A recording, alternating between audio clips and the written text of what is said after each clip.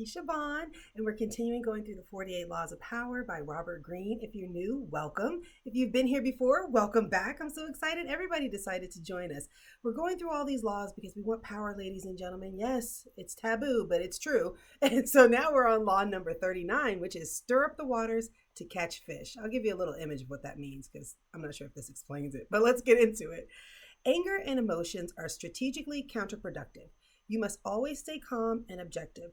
But if you can make your enemies angry while staying calm yourself, you gain a decided advantage. Put your enemies off balance.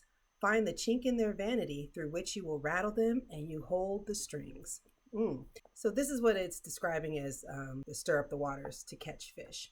Imagine a pond of fish and the waters are clear and calm and the fish are well below the surface. Stir up the waters and they emerge. Stir them some more and they get angry, rising to the surface, biting whatever comes near it, including a freshly baited hook. So basically, it's like getting people emotional so that they'll come out of wherever they were, doing whatever they were doing, and you can catch them into your hooks. I don't believe in that, but you know what? Let's get into this law and find out if we can find something positive for ourselves, shall we? Yes.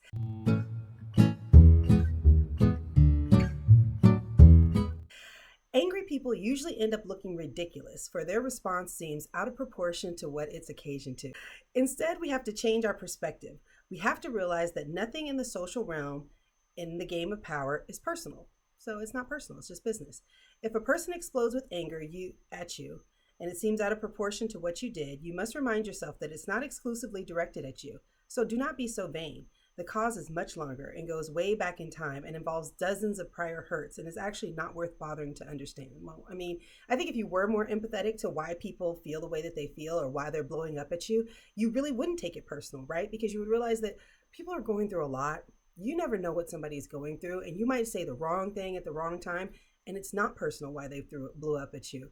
It's about whatever's going on in their lives. And so if we do have a little bit of a detachment from it, I think we can see that a lot of times the way people behave, there's a reason for it. So look for the reason, and that can help you not feel so flustered by it. I think we're really getting off track on what this law is about, but I think we can learn that don't take it personal, right?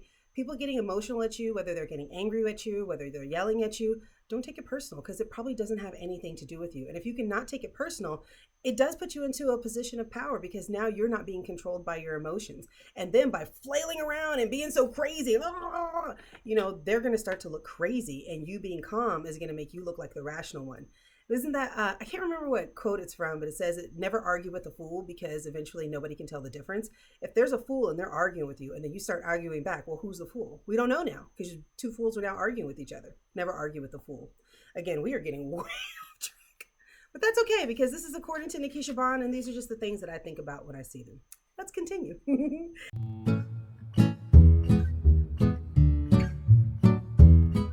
Anger only cuts off our options, and the powerful cannot thrive without options.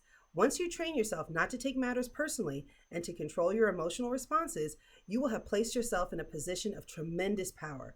Now you can play with the emotional responses of other people. So if others are acting crazy, you should stay calm. That's going to make you look a lot more powerful because, again, arguing with a fool, who can tell the difference? Who can tell if it was you that was starting the fight or if it was them? If you're the one who's calm and rational, it doesn't look like you. It looks like them.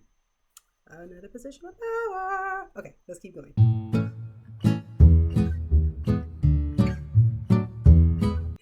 In the face of a hot-headed enemy, finally, an excellent response is no response. No response is a response. If you ask somebody a question and they don't respond to you, that is a response. Take it for what you're seeing it as. But if somebody is really, really angry at you and you just are so indifferent to them, it's going to make them irate, first of all, because you're sitting here not caring that they're upset. And you're supposed to care that people are upset. You're supposed to be empathetic to people's feelings. And when you're not, people take that personally. And it puts you in a position of power because you're like, I just don't care enough to get angry. I can see that you're all frustrated and you're all torn up about this, but I could care less. Are we done here? Yeah, I have things to do and I have places to go. You see how that makes people feel bad? Ugh, this book is nasty. It's nasty, y'all. It is. I'm just kidding. Okay, let's get into the reversal of the law.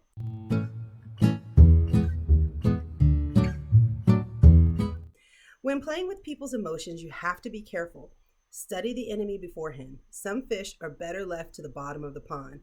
So getting people really emotional, letting them crash out. sometimes that might not go the way that you want to. There are some people who will make it a mission to target you.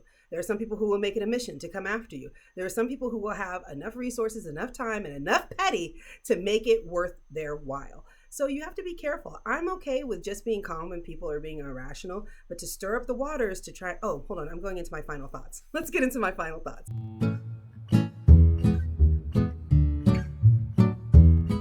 Okay, my final thoughts. Like I was saying, I don't remember what I was saying.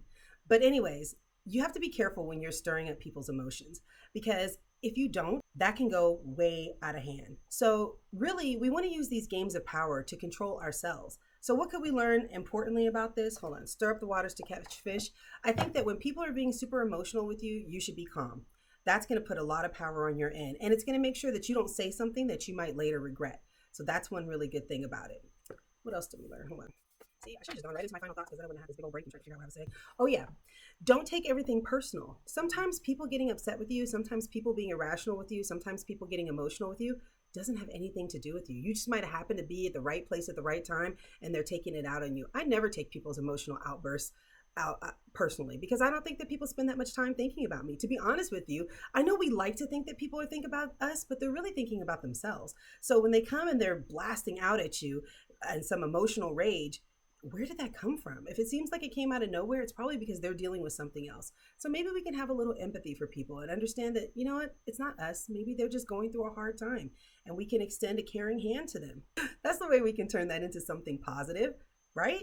And that's what we want to do, right? We want to be positive people. We don't want to be stirring up emotions just to make people angry. Or maybe you do. Listen, I'm not judging you. You can do whatever you want to do. This is the 48 laws of power. I would never try to control you. Anyways, make sure that you like and subscribe. And if you could, share it with a friend because maybe they're getting their waters all stirred up and you want to say, hey, listen, calm down. It's going to be okay. Next time, what are we going to learn about? Despise the free lunch. I think we could learn something there. I feel good about that one. So I will see you guys next time. We are almost done, guys. So proud of you. Give yourselves a round of applause. I am so proud of you for staying this long. I'm proud of me. I'm proud of you. I'm proud of us. Yay. See you guys next time. Bye.